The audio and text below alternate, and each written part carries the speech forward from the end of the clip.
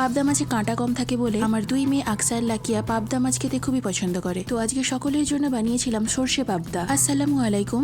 চলুন আজ আপনাদের সাথে সর্ষে পাবদা রেসিপিটি ঝটপট শেয়ার করে ফেলি। তো প্রথমেই একটা মিক্সিং জারে 3 চামচ হলুদ সর্ষে, 1 চামচ কালো সর্ষে, 2টো কাঁচা লঙ্কা, 1 চামচ পোস্ত আর 4-5টা কাজু দিয়ে প্রথমে মিক্সিটাকে একবার ঘুরিয়ে নেব। তো সব মশলাগুলো যখন আধা আধা করে ভেঙে যাবে তারপর একটু জল দিয়ে মশলাগুলোর মিহি একটা পেস্ট বানিয়ে নেব। আর সর্ষে এইভাবে দুবার করে বাটলে খুব সুন্দর বাটা হয়। তো সর্ষে পাবদার জন্য সর্ষে বাটা আমাদের একদম রেডি। তো এখানে আমি 8টা পাবদা মাছ নিয়েছি। মাছগুলো আগে থেকেই কেটে ধুয়ে ভালো করে পরিষ্কার করে রেখেছি। এরপর মাছের মধ্যে একটু হলুদ গুঁড়ো আর একটু লবণ খুব ভালো করে মাখিয়ে নেব। এরপর একটা প্যানে হাফ কাপের মতো সর্ষের তেল দিয়ে দিলাম।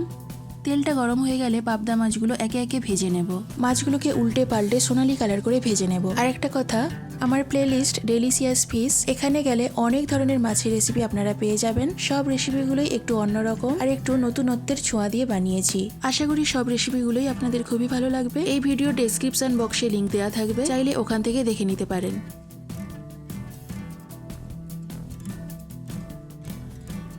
তো মাছগুলো আমার ভাজা হয়ে গেছে। এরপর ওই একই তেলের মধ্যে দিয়ে দেবো 2টো শুকনো লঙ্কা। লঙ্কাটা হালকা ভেজে নিয়ে দিয়ে দেবো হাফ কাপ টমেটো বাটা। টমেটোটা নাড়াচাড়া করে নিয়ে কিছুক্ষণ ভেজে নেব।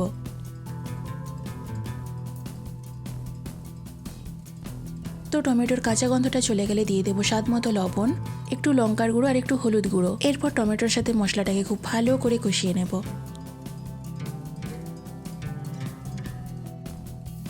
তো মশলাটা খুব ভালো করে কষানো হয়ে গেছে। দেখতেই পাচ্ছেন মশলা থেকে উপরে তেল ছেড়ে দিয়েছে। এরপর সর্ষে, পোস্ত আর কাজু বাটাটা দিয়ে দেব। তো সর্ষে, পোস্ত, কাজু বাটা দিয়ে একটু মশলা ধোয়া জল দিয়ে সর্ষে, পোস্ত, কাজু বাটাটা মশলার সাথে খুব ভালো করে মিশিয়ে নিয়ে সবকিছু আরো কিছুক্ষণ কষিয়ে নেব।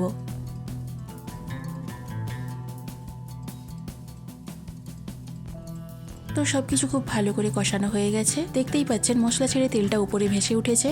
এরপর দিয়ে দেবো 1.5 কাপের মতো জল। আমি এখানে মিক্সিতে একটু মশলা লেগেছিল, সেটা ধুয়ে সেই জলটাই ব্যবহার করেছি। তো নাড়াচাড়া করে সবকিছু ভালো করে মিশিয়ে নিয়ে একটু চিনি দিয়ে দিলাম।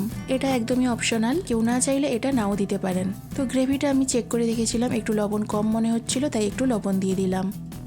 তো ঝোলটা ফুটে উঠেছে। এরপর ভেজে রাখা পাবদা মাছগুলো দিয়ে দেবো।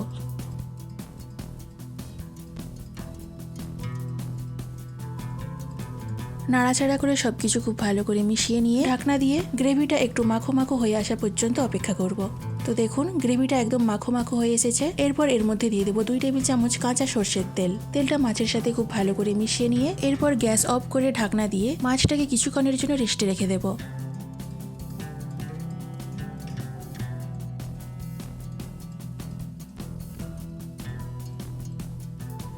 তো কিছুক্ষণ পর ফিরে এলাম। মাছের কালার দেখেই বুঝতে পারছেন মাছটা খেতে কতটা টেস্টি হয়েছে। সর্ষে পাবদার এই সর্ষের গ্রেভিটা দিয়ে গরম ভাতে ভালো করে মাখিয়ে খেতে কি যে মজা লেগেছিল সেটা কিন্তু ভাষাই বলে বোঝানো যাবে না। সত্যি কথা বলতে পাবদা মাছের এই রেসিপিটি বানিয়ে পরিবারের সকলের অনেক প্রশংসা পেয়েছি। বাড়িতে একবার হলেও এইভাবে সর্ষে পাবদা বানিয়ে দেখুন, গ্যারান্টি দিলাম আপনারা বারবার এইভাবেই সর্ষে পাবদা বানাতে চাইবেন। আজ এই পর্যন্ত, দেখা হবে পরবর্তী কোনো রেসিপি নিয়ে। সকলেই খুব ভালো থাকবেন, সুস্থ থাকবেন।